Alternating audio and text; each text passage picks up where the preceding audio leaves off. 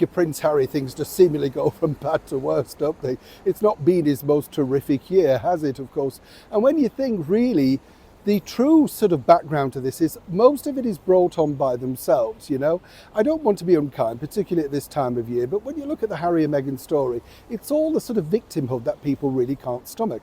And more importantly, when you move forward, of course, what you have to think is that, well, if they'd been a little bit kinder along the way, then maybe people might have been a little bit kinder back.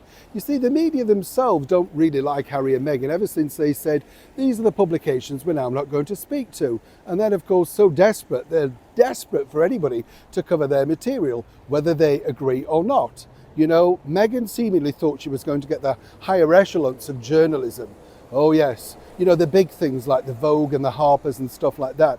What she ended up with really was Us Weekly and People magazine, and even they've trailed off now.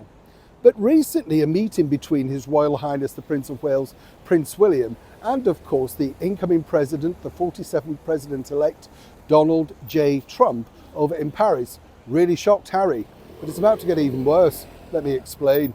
Morning, good to see you. Thank you so much for your time. We'll have a lovely wave. Are you all right? Thank you as ever for taking the time out.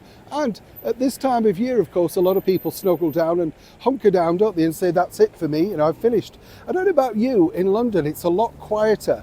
But in my day, and I'm not ancient, obviously, you know, but what I'm saying is, I sort of seem to remember, particularly in the hotel trade, obviously, and in retail, and also in shows, having to work right until the end, you know, right up until Christmas Eve. And then if you were lucky, you got a couple of days off and back to it. Seemingly now people down tools at the beginning of December and say they'll be back after skiing mid-January. Yes.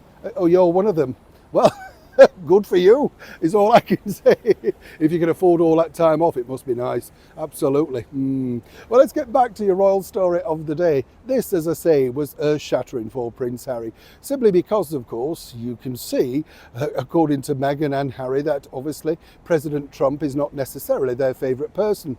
Some people say he's been disparaging about Meghan and Harry and their marriage. I would say a lot of it is done in jest. Of course, he is a huge admirer of the British monarchy, as was his late mother, and naturally he wants to say the right thing. But I truly believe that Mr. Trump does really like our monarchy, our traditions, our heritage.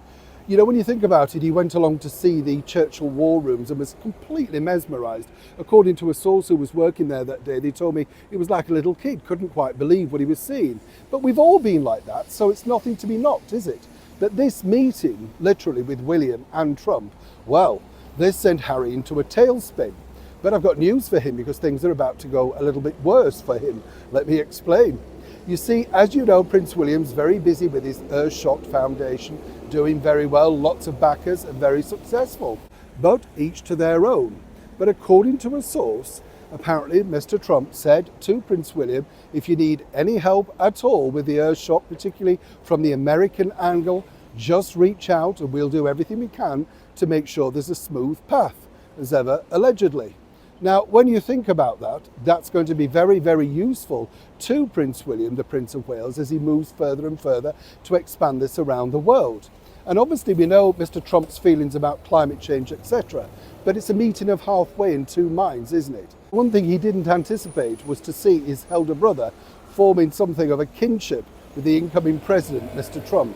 As we all know, apparently Prince Harry's no huge fan, and for sure we know his wife Meghan Markle certainly is no fan.